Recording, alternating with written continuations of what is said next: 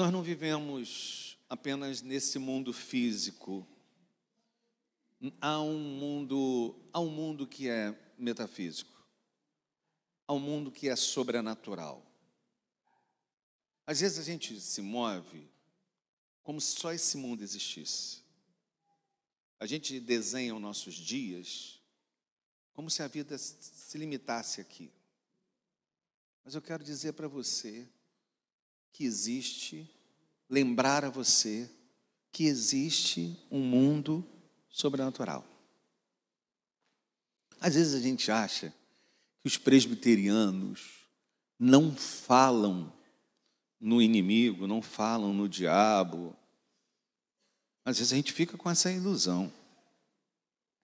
Mas nós só não damos o microfone para ninguém vir à frente da igreja e falar no púlpito, e cair no púlpito, e a gente entrevistar o diabo. Essas coisas a gente não vai fazer nunca. A gente não vai fazer nunca. Mas o problema é crer que os ladrões estão cercando a nossa casa o tempo todo e ficar o tempo todo assustado, fechando porta, verificando trava. Isso adoece uma pessoa. Mas também é perigoso você viver como se não existissem ladrões. Os dois extremos da vida são perigosos. E as crianças fazem perguntas, né? E um dia a criança perguntou, mas não, por enquanto não. Se eu precisar, eu vou te pedir ajuda. Aí uma criança perguntou, mas quem criou o diabo? Bem, não foi Deus que criou o diabo. Deus criou Lúcifer. Quem criou o diabo foi Lúcifer.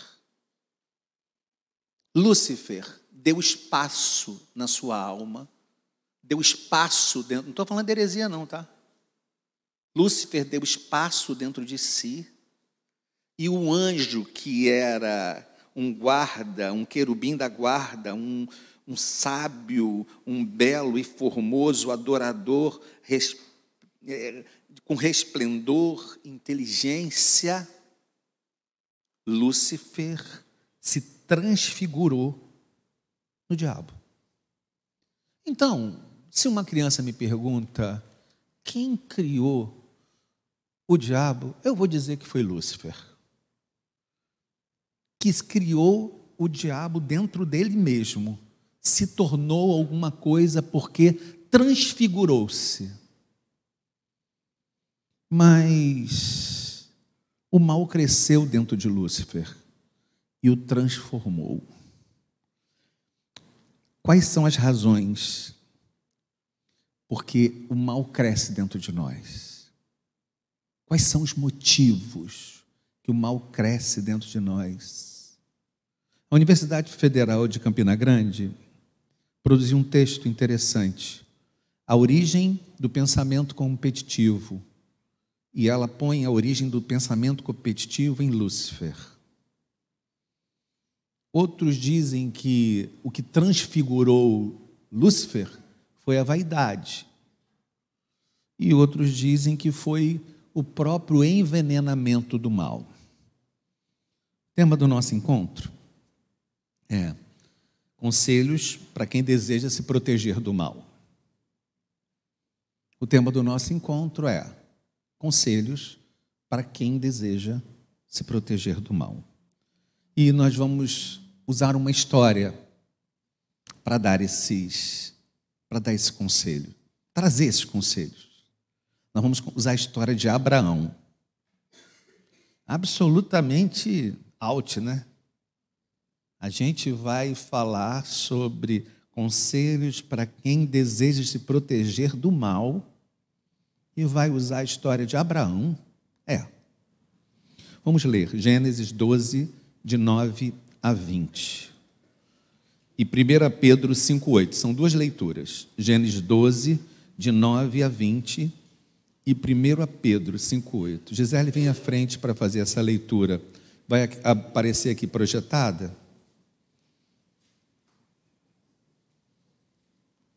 Gênesis 12, de 9 a 20. E 1 Pedro 5,8. Depois, Abrão partiu e prosseguiu em direção ao Neguebe. Houve fome naquela terra, e Abrão desceu ao Egito para ali viver algum tempo, pois a fome era rigorosa. Quando estava chegando ao Egito, disse a Sarai, sua mulher, bem sei que você é bonita.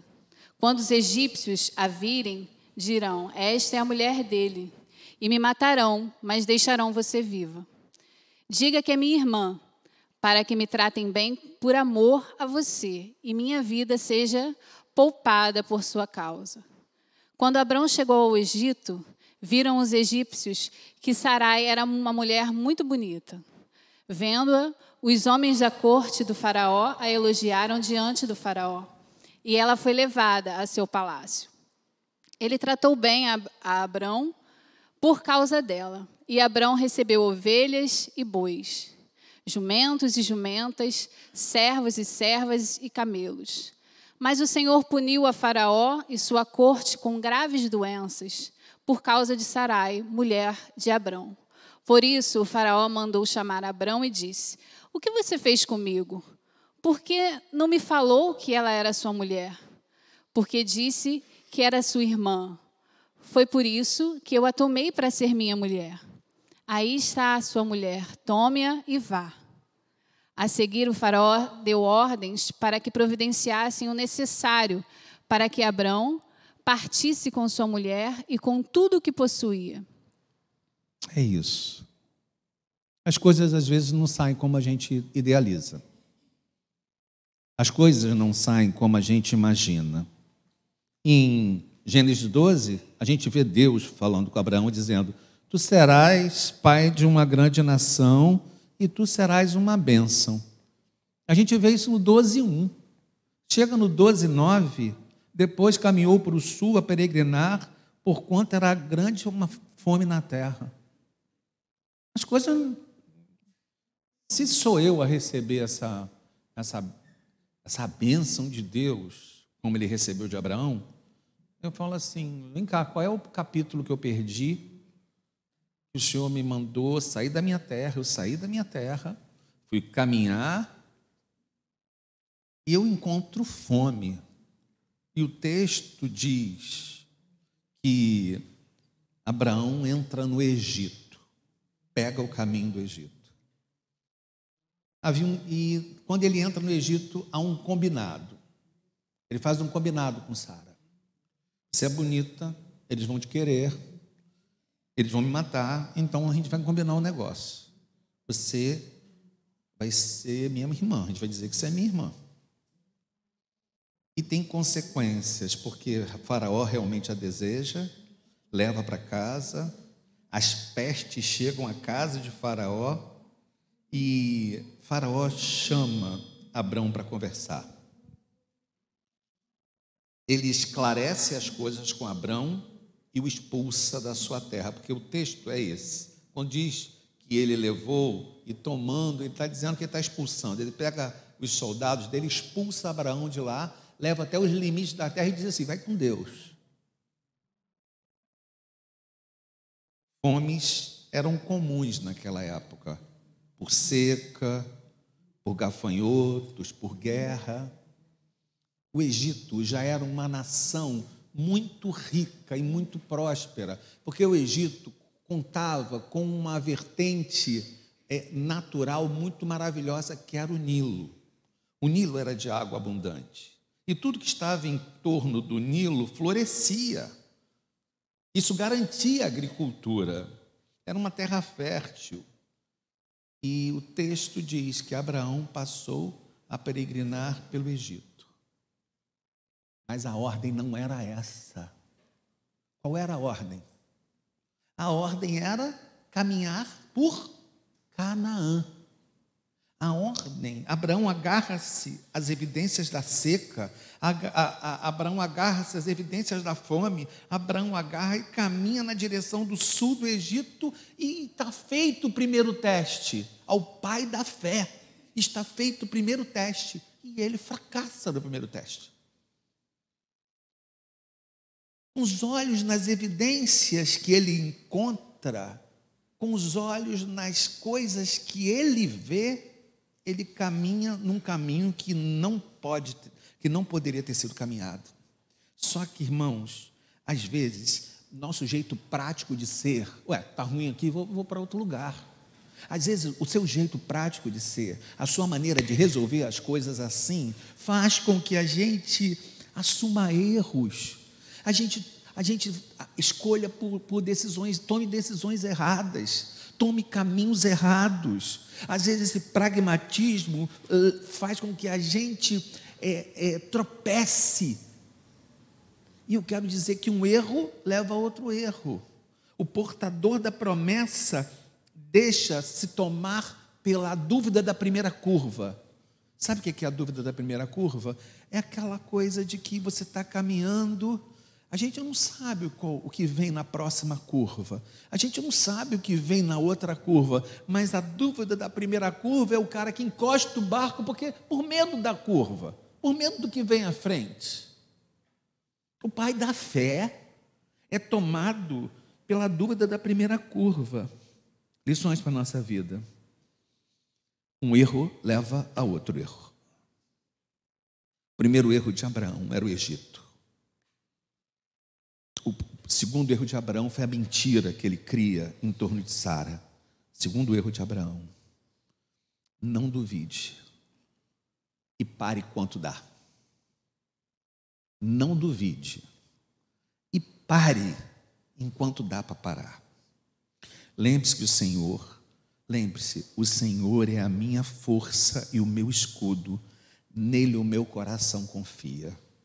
Queria que você guardasse esse salmo. O Senhor é a minha força e o meu escudo, nele o meu coração confia. Você pode repetir? O Senhor é a minha força e o meu escudo, nele o meu coração confia. Mais uma vez, o Senhor é a minha força e o meu escudo, nele o meu coração confia. Uma das áreas que a gente precisa de proteção, irmãos, é a nossa mente. Uma das áreas que a gente precisa para que coisas não entrem e para que coisas não fiquem dentro dessa mente. Não cometa erros alegando proteção, alegando que você fez aquilo porque precisava se proteger. Os nossos temores não justificam os nossos atos. Os nossos temores não explicam as nossas escolhas. Vou repetir: não cometa erros alegando autoproteção. Nossos temores não justificam nossos atos. Nossos temores não explicam nossas escolhas. A gente precisa entender, para aquele que quer se proteger do maligno, aquele que quer ter a certeza, aquele que quer a vida protegida do mal, tem que considerar isso, que se proteger nem sempre significa fazer a melhor escolha. Isso não é tentar a Deus. Cuidado com as escolhas que você faz. Quem quer se proteger do maligno deve entender que quebrar vínculos com escolhas, a gente tem que quebrar vínculos com escolhas que não são de Deus. Para quem quer se proteger do maligno, tem que entender que a gente tem que quebrar vínculo com coisas que não são de Deus, com escolhas que não são de Deus, com caminhos que não são de Deus. Deuteronômio diz: Deus, que eu prospere com a bênção do Senhor, porque a bênção do Senhor não traz desgosto. Deus, que eu prospere com a bênção do Senhor, porque a bênção do Senhor não traz desgosto. Então, quebre vínculos com escolhas que não são de Deus. Para quem quer se proteger ao maligno, devolva ao maligno o que é dele. Eu não sei se vocês lembram, quando eu preguei aqui sobre dar a César o que é de César e a Deus o que é de Deus. Eu acho que é uma pregação que até hoje fala a minha vida. Que quando o Senhor se aproxima e manda ele olhar na moeda, e ele estava naquela sinuca, né? Se ele diz que é para dar tributo, os judeus odiariam ele. Se Jesus diz, não deu tributo, quem odiaria ele seriam os romanos. Então era a decisão, é justo dar tributo? Essa era a pergunta, mas era uma pergunta para pegá-lo, era uma pergunta para acabar com Jesus. Jesus olha na moeda para a moeda e fala assim, o que você vê aí? César. E ele diz, dai a César o que é de César, dai a Deus o que é de Deus, porque vocês lá no templo estão roubando, lá no templo estão tirando o dinheiro do povo, lá no templo estão fazendo coisas erradas. Então dai a César o que é de César e a Deus o que é de Deus. Então se você deseja que a sua vida não seja tocada pelo maligno, se você deseja se proteger do maligno, primeiro devolva ao diabo o que é dele. Tem coisas que a gente se apropria que não são nossas, tem coisas que a gente se apropria que não nos pertencem. Tem relações, quando você se apropria de uma mulher que não é sua, você está fazendo uma coisa, puxando para a sua vida uma coisa que é absolutamente contra Deus. Se você se apropria de uma coisa que é sua no seu trabalho, se você toma uma coisa que você está puxando para você, uma coisa que não é sua, se você entra num relacionamento torto, se você entra num relacionamento de corrupção, se você entra num relacionamento absolutamente pecaminoso, se você entra num relacionamento de tirar vantagem, se você ganha propinas, primeira coisa que você precisa, devolva ao diabo o que é dele. Dai a César o que é de César e a Deus o que é de Deus. Sabe qual é o problema? É que a gente tem mais medo de despacho do que fazer coisa errada. Quando você está andando na rua, que você encontra um despacho, você dá até aquela chegada para o lado. Porque chega a ser triste e engraçado como a gente tem medo de algumas coisas e devia temer outras. A gente traz para dentro da nossa vida profissional coisas que não são de Deus. A gente traz para nossas relações pessoais coisas que não são de Deus. Devolva ao diabo o que é dele. Se você quer ter uma vida protegida do maligno, devolva ao maligno o que é dele. Não passe ninguém para trás. Não engane nos seus negócios. Não seja como Abraão foi naquele momento. Para quem quer se proteger do mal, entenda, eu não preciso da ajuda de Faraó. Para quem quer se proteger do maligno, tem que entender, eu não vivo da ajuda de Faraó. Eu não sou ajudado por Faraó, porque as minhas promessas estão em Canaã. Quem quer se proteger do maligno, entenda, o Senhor é quem me sustenta. É o Senhor é quem me sustenta. O grande problema é uma tentação que Abraão vive, uma tentação numa situação da vida tremenda, uma tentação horrorosa, que é muito mais forte que os despachos de todas as encruzilhadas do mundo.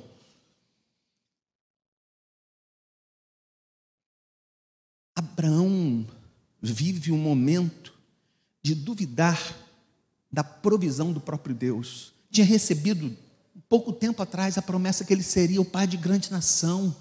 Tinha recebido pouco tempo atrás a promessa de que dele sairiam as nações da terra. E diante do primeiro problema, ele foge de Canaã para o Egito. Diante do segundo problema, ele bota Sara como sua irmã. Entende a contradição do pai da fé?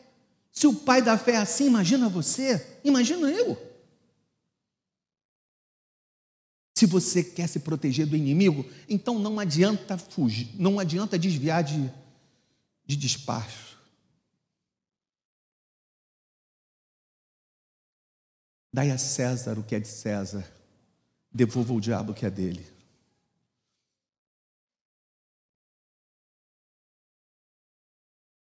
Quando você não tiver força para fazer,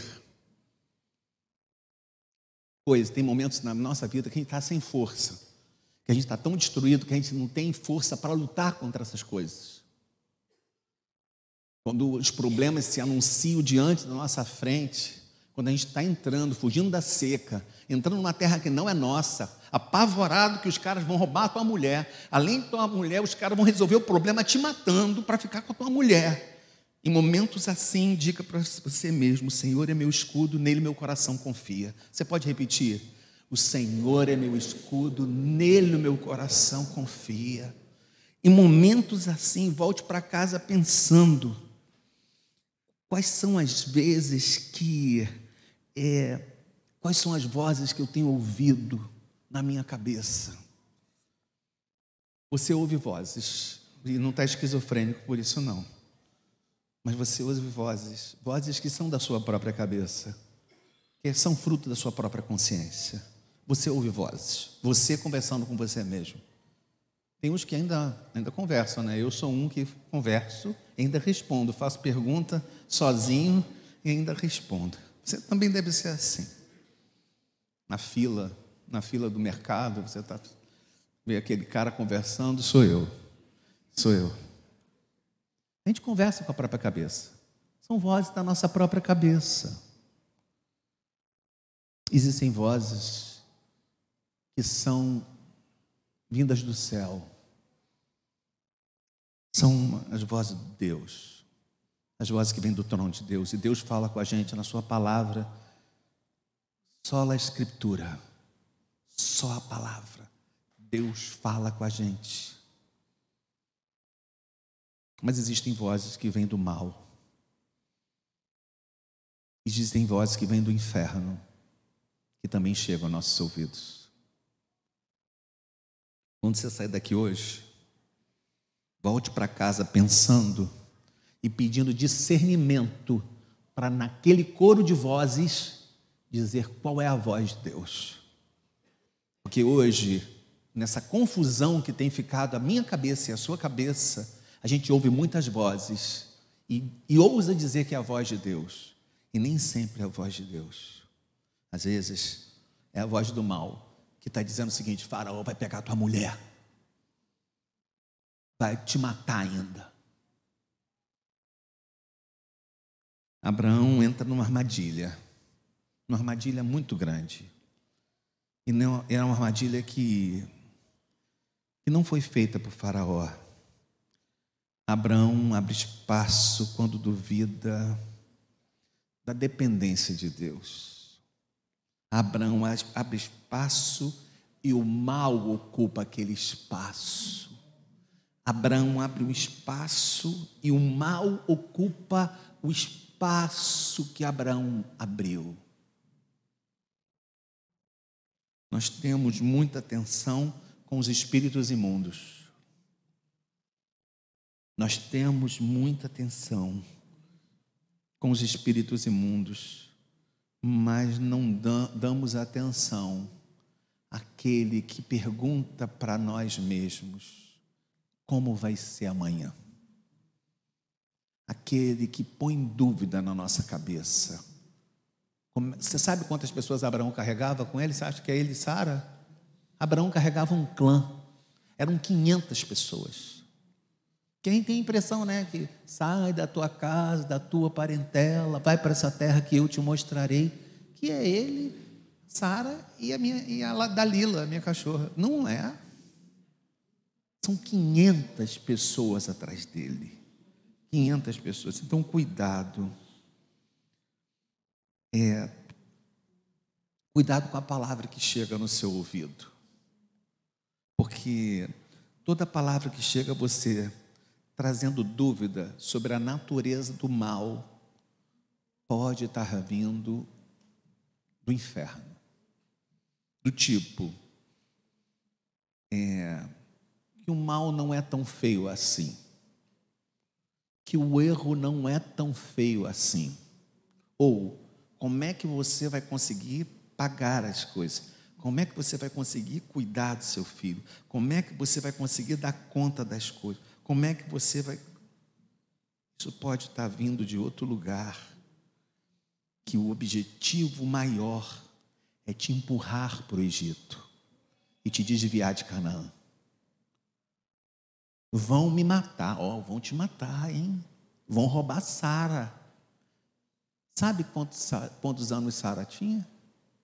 Desculpe o cacófato, mas Sara tinha 65 anos e era linda. Olha isso aí, gente. Está ouvindo, né? 65 anos e era linda. E ele agarra com a mulher dele de 65 anos e fala assim: eu não vou deixar levar ela, não. Não é isso que ele faz? Não vou deixar levá-la de jeito nenhum. Nada disso. Ele fala: leva. Diz que tu é minha irmã, hein? Leva. Sabe por quê, Luizinho? Eu vou te dizer. Quando a gente faz escolhas erradas, a gente arrasta a família toda para dentro daquela escolha que a gente fez. Quando a gente comete erros e abraça decisões erradas, a gente arrasta todo mundo. Entendeu, Douglas? A gente arrasta todo mundo para dentro da escolha que a gente fez. Ele arrastou Sara. Imagina como Sara não se sentiu, como Sara não se sentiu descartável, como Sara não se sentiu usada. Ela passou a viver com um homem, gente. Ele teve vantagem da mulher viver com outro homem. E não achem que naquela época, no Oriente, isso não era errado, porque era muito errado. Por isso que Faraó jamais tiraria Sara dele se ele dissesse que era marido dela.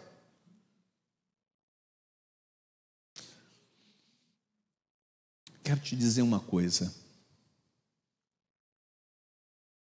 O maligno não quer que você deixe de fazer a vontade de Deus. O maligno não quer que você faça a vontade do maligno. O que o maligno quer é que você faça a sua vontade. É muito mais inteligente. É que você faça a sua vontade. Nós deformamos o rosto quando ocupamos o lugar de Deus. Quem foi o anjo que fez isso? Lúcifer. Nós deformamos o rosto quando decidimos ocupar o lugar de Deus. Então, o mal entra na nossa vida, Iago, está comigo? O mal entra na nossa vida quando a gente toma o lugar de Deus. Quando a gente faz a nossa vontade em detrimento da vontade de Deus. Não é quando a gente vai passar no meio de um terreiro de qualquer coisa. O mal entra na nossa vida não é quando a gente passa na porta de uma outra religião, com todo respeito às outras religiões, que isso fique muito claro. Mas o mal não entra na nossa vida quando você passa no corredor do Mercadão de Madureira. Eu não gosto de passar no corredor do Mercadão de Madureira. Me dá um medo, me dá um negócio. Sinto uma coisa. O mal entra na tua vida. Não é quando tu pega o corredor do Mercadão de Madureira. O mal entra na tua vida quando você duvida que Deus vai proteger a tua casa daquilo que o Senhor tem para ela. O mal entra na tua vida quando você duvida que Canaã não é o lugar certo. O mal entra na tua vida no momento que você duvida que agora ele vai acabar comigo, ele vai me matar. Acabou de ouvir a promessa, mas ele vai me matar. O mal entra na minha vida quando eu não creio na provisão de Deus. Então, o que é muito importante para nós nessa noite? Se você quer se proteger do maligno, então creia que Deus é a sua provisão, que Deus é o seu espaço nessa terra, que Deus é o seu punhado na terra dos viventes. Creia nisso. Creia que Deus tem a provisão, porque se você duvidar que Deus dá termo à sua vida, aos seus projetos, ao projeto de Deus, ao projeto dele para a sua casa, se você botar isso em dúvida, você está vivendo absolutamente a angústia de Abraão. E se você decidir pegar o caminho de ir para Canaã, se você decidir pegar o caminho de mentir para Faraó, você está pegando outro caminho, que é o caminho de Lúcifer, tomando uma decisão e ocupando o lugar de Deus. O maior desafio dessa vida não é ficar com medo de fazer o que o maligno quer. O maior desafio dessa vida é ficar com medo de fazer o que você quer.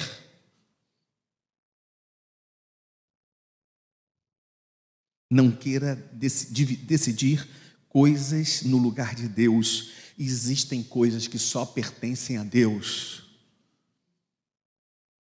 Enquanto você não reconhecer a direção de Deus para sua casa, sua família, enquanto você não entender a direção de Deus para sua casa e sua família, a sua família padece. Enquanto você não olhar para a cruz, você não vai reconhecer o inimigo debaixo das suas barbas. Enquanto você não olhar para a cruz, você não vai reconhecer o inimigo debaixo da sua barba, porque ele não vai trocar de voz. Ele não vai trocar de voz, não vai fazer voz grossa, nem voz gutural. Ele simplesmente vai perguntar para você: tem certeza que ele te proibiu de tocar nessa árvore e de comer dela? Mas ele disse que você não ia ter o conhecimento. Ele tem medo, na verdade, que você seja igual a ele, que você tenha o conhecimento dele. Tem certeza? Tem certeza que se você ficar por aqui, nesse caminho que Deus botou você para ficar, você não vai morrer de fome, como esse povo vai morrer de fome em Canaã? Tem certeza? O inimigo, ele age assim, mas a resposta que nós temos no nosso coração é: Deus é o meu escudo e nele meu coração confia. Você pode repetir? Deus é o meu escudo e nele meu coração confia. É isso. A grande estratégia do inimigo é fazer com que você se sinta desprotegido. A grande estratégia do inimigo é fazer com que você se sinta desprotegido. São duas palavras: insegurança e direito pessoal. Por que eu tomei essa atitude? Insegurança, estava inseguro. Tomei atitude. Fui para o Egito, fiquei com medo da seca, pô. Insegurança, fiquei com medo, o cara tomar minha mulher e me matar. Direito pessoal. Eu tenho direito de tocar na árvore, eu tenho direito de comer do fruto. Direito pessoal, eu tenho direito de ter para mim aquela mulher que está tomando banho lá no alto daquele prédio lá, daquela casa, daquele terraço, mas ela tem outro marido, mas eu tenho direito, eu sou o rei. Então as estratégias do inimigo trafegam por duas coisas muito importantes: insegurança e direito pessoal. É uma coisa que eu sempre repito, né? Velho ridículo que diz assim: eu vou acabar com esse casamento porque eu tenho o direito de ser feliz. Sempre repito isso. Quando um velho diz que vai casar com casamento, vai casar com uma mulher 20 anos mais nova, porque ele também tem direito de ser feliz. Insegurança são coisas que conversam com o inimigo. E a segunda delas, direito pessoal. Eu tenho direito. Olhe para a cruz.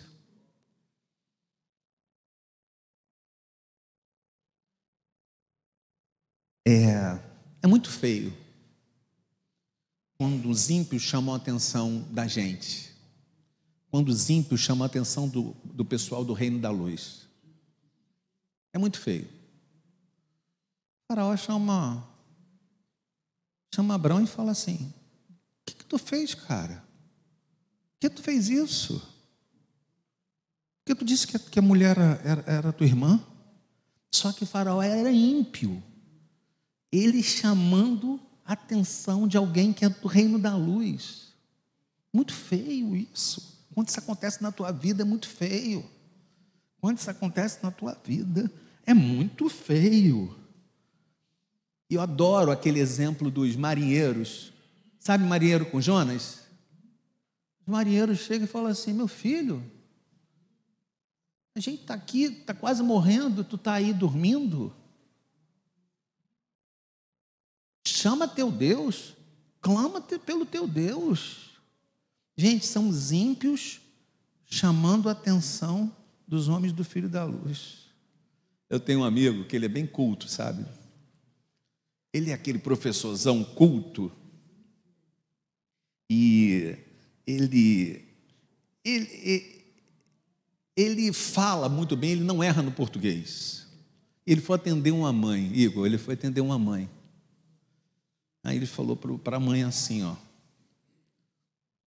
problema do seu filho é que ele está muito dispersado. Aí a mãe olhou para ele e falou assim: dispersa, né, professor? Aí ele saiu de lá da reunião e veio falar comigo: Léo, cara, eu falei uma ignorância para uma mãe, a mãe me chamou a atenção. Eu disse para ela assim: o problema do teu filho é que ele está muito dispersado. E a mãe falou: disperso, né, professor? Eu falei para ele assim: cara, tu está muito dispersado, viu? Aí ele disse: pô, Léo, me leva a sério, cara, eu estou chateado com isso. Ah, cara, acontece. Mas eu entendo a chateação dele. Porque um professor criticando o filho dos outros, criticando teu filho e falando errado, é um pouco demais. É um pouco chato aquilo. Quando Faraó chama Abraão, fala assim: bonito isso que você fez, hein? Bonito isso que você fez. Quando os marinheiros chamam a Jonas e falam assim: cara, você não tem Deus não para clamar, não? As coisas estão quebrando e você não faz nada. Porque é muito feio quando os filhos das trevas chamam a atenção dos filhos da luz para algo que os filhos da luz têm obrigação de ver e de fazer. É muito feio. Nós cremos que o mal foi vencido, que o mal é vencido e que o mal será vencido. Nós cremos que o mal foi vencido, que o mal é vencido e que o mal será vencido se nós olharmos para a cruz. Sabe o que Apocalipse diz? Que os remidos cantam com roupas manchadas pelo sangue do Cordeiro. E graças a isso, eles podem adorar na congregação dos santos. Nós fomos remidos pela cruz.